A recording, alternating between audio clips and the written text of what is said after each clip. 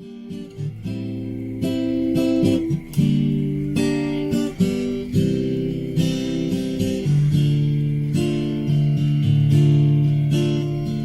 grew in ways I didn't expect. I never thought I'd be someone you'd reject. And now it's known that I don't love you. It's just that I need to. Hi everybody. I hope you're having a good day wherever you are. In this video I'm going to be talking about why relationships seem to be so hard for a lot of us. Not all the time necessarily, but often enough. And I just want to say that this is going to be part 1 of a 2-part series. In part 2, I'll be looking at what we truly seek in a relationship and what we mistakenly believe we want from a relationship. But in this part 1, I'm going to look at the more general question of why relationships can sometimes feel so hard.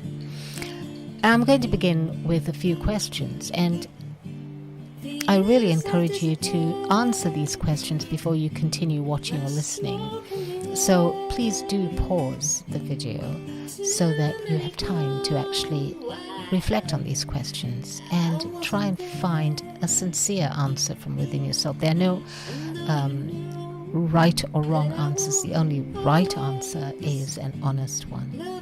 Okay, so here's my first question. What would an easy relationship be like for you? What would its features be, its qualities, its dynamics? And more importantly, how would you be in such a relationship? And what's stopping you from being that right now? First question. I know there are quite a few questions tucked into that one, but hopefully you can either listen to this again and really give yourself some time to answer. Now, the second question. If you think that an easy relationship is one where you get what you want, how would you ensure that this happens? What must the other person do or be for you to get what you want? And the third question, from the other person's perspective, an easy relationship with them would be one in which they get what they want. In which case, what must you do or what must you be in order for them to get what they want? And are you prepared to do or to be this? Why or why not? These are some pretty deep questions, you know. They're not ones that I think you will be able to answer right off the bat, but might need a little bit of soul-searching. Okay.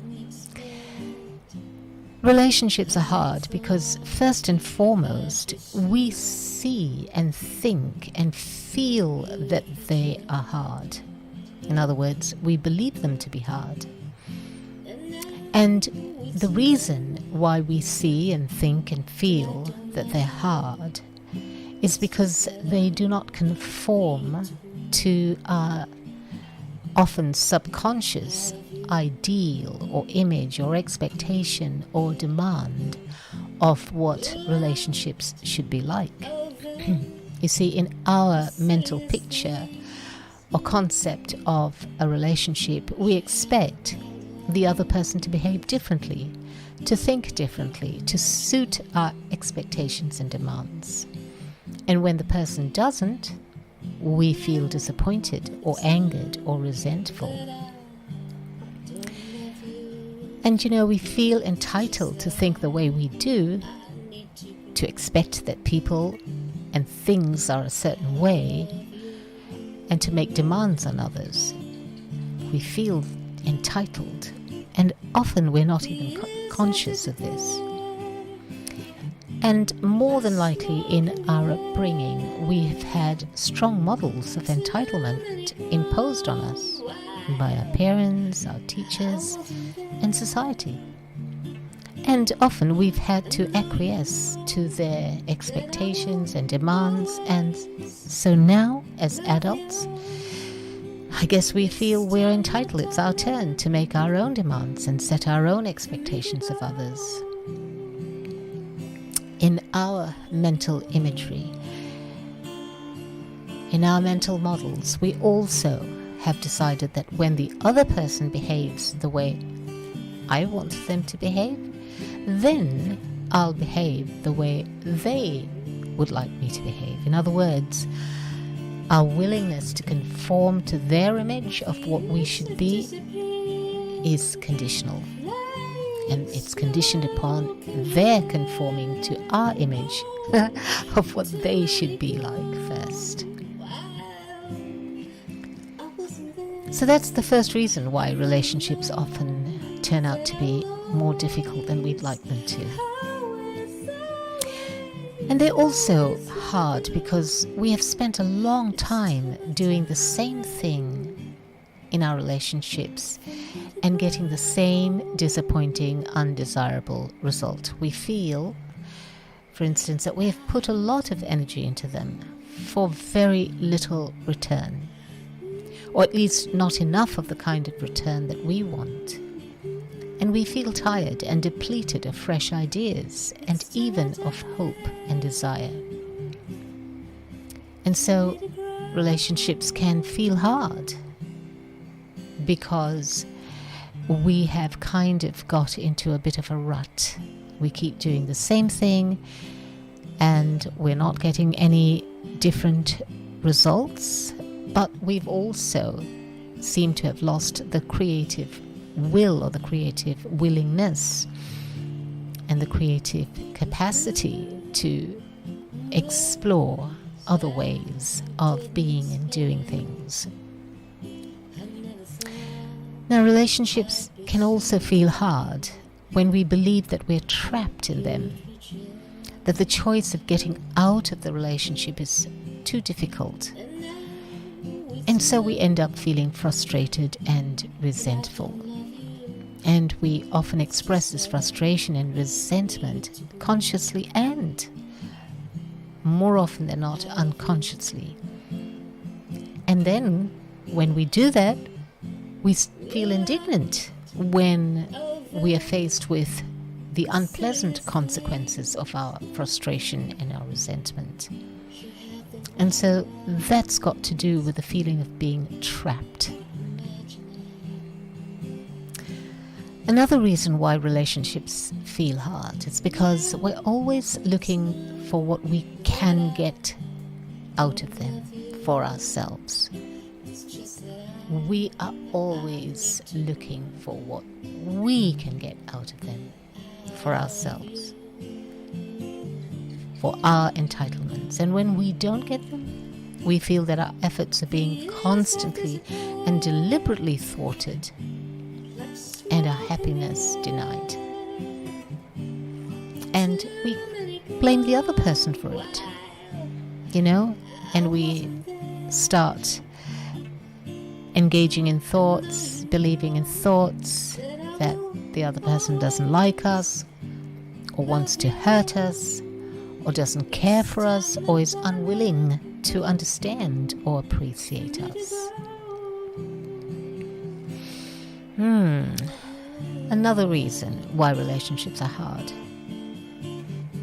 This is a big one, I think. I mean, they're all big ones. They're all very true, I believe. But here's one that I think you'll probably relate to more readily once you get over denying it. And that is that we don't want to forget the hurts or misunderstandings or disappointments from the past. And we constantly use them as a weapon against our partner consciously and unconsciously, silently and vocally. And just doing that, holding that kind of unforgiving and resentment within ourselves, makes life really unpleasant for us. And then when our partner responds in a way that shows that they are hurt by this, it's bound to displease us, and so it makes things even more unpleasant for both of us. Relationships also feel hard because, in addition to all of the things that I've mentioned, we also fill them with our insecurities, which we're constantly and deeply fearful of being exposed. We have insecurities, but we often don't want to admit them to the other person, never mind, and we never want to admit them to ourselves even, let alone to the other person. We don't want to have these insecurities, our frailties, our weakness, our flaws exposed. And this puts pressure on the relationship directly and indirectly. It puts pressure on us, right? Because we're constantly on guard, trying to protect our vulnerability, so to speak.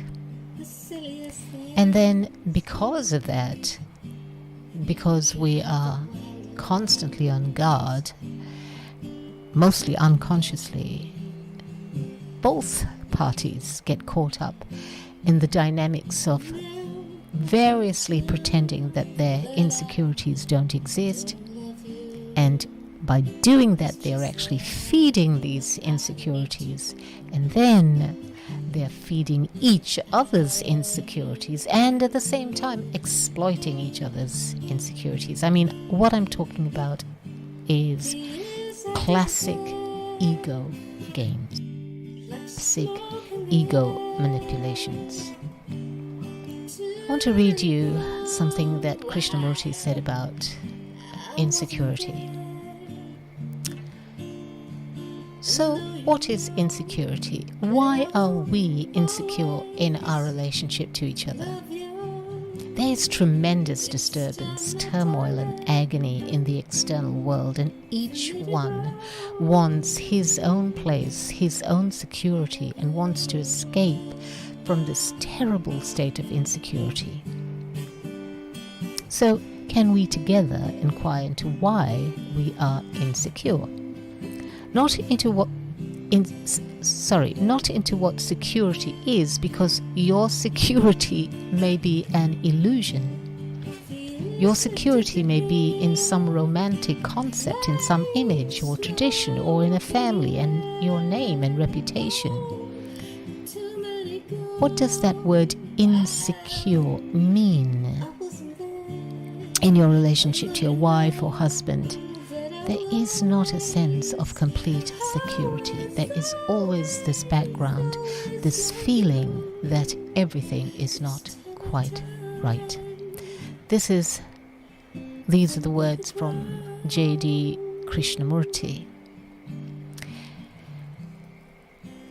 And so, again, I would encourage you to pause the video and play it again to listen to those words, because they really ring true and they really do describe our situation here in terms of security and insecurity.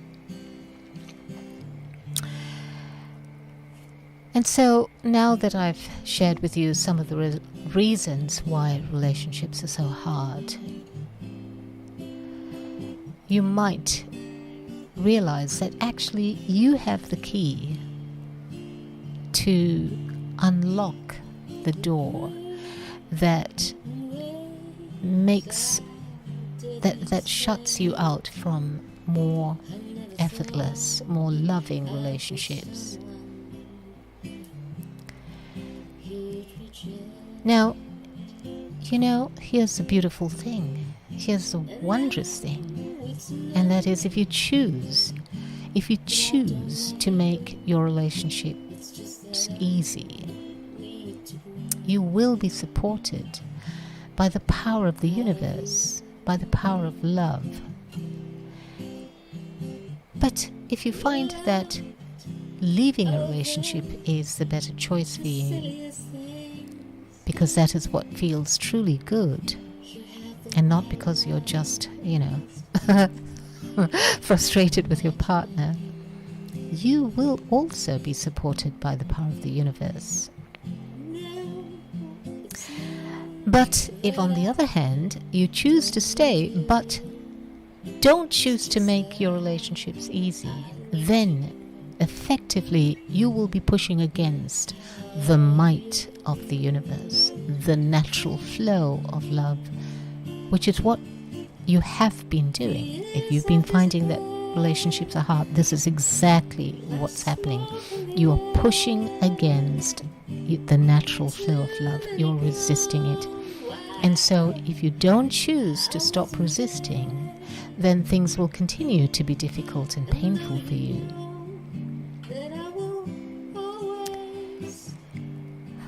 And then again, if you choose to leave, believing that while your partner was unable or unwilling to give you what you wanted, someone else will, need I say it, you will simply be repeating yourself, since your beliefs about relationships have not changed.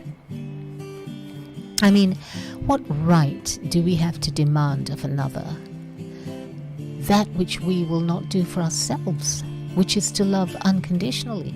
What right do we have to demand that someone else alters their life, their behavior to please us?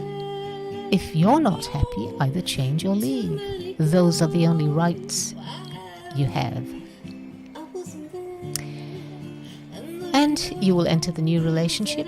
If you choose not to change, you will enter it with old beliefs, old expectations, old demands, old entitlements, old needs, old insecurities, something that is often referred to as baggage.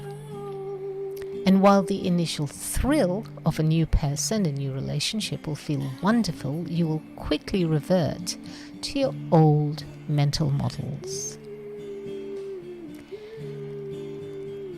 But there's always a possibility of a new relationship working well, like a sea change. The psychological upheaval that accompanies the ending of one relationship and the start of another can be productive, and just the thing you need to give you a fresh outlook, renewed confidence, and a healing dose of enthusiasm. And this might be enough to carry you into a way of maybe reviewing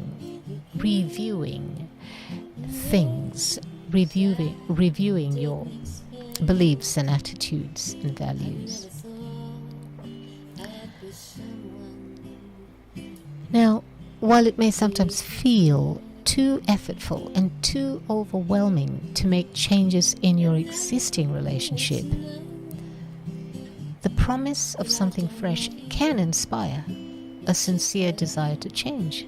So what I'm saying here is that it's not that, if you do choose to leave a relationship and start a new one, it's not all going to be, doomed. There is a possibility that the new relationship can give you a fresh start and can inspire a sincere desire to change. That's possible. To replace old and limiting beliefs with new and empowering and liberating ones.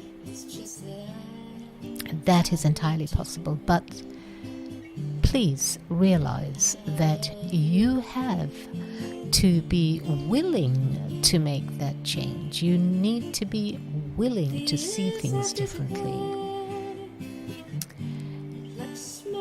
And if you do that, I would say, encourage you to choose to change the way you want to, or be changed in ways you don't want to. know what I'm saying? You have to be intentional and deliberate about this in choosing how you want to change. Because if you don't, then you will be changed one way or another. And you might be changed in ways that you don't particularly want to.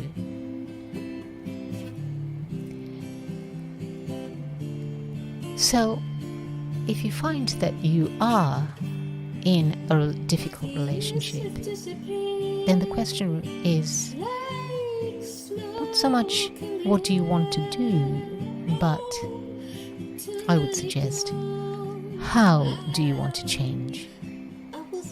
Because when you focus on that, then your ability to make decisions about whether to stay or to leave, or how you want to remodel and reconfigure and refresh your relationship, will become more available to you because you will be more open to it. I want to wish you much love, and may your heart beat with the rhythms of peace. Hey everybody, I know it's so easy to forget, I do it myself so often, but please, if you did like this video, do hit the like button, do subscribe, do share, and most of all, please leave a comment. I'd love to hear your thoughts.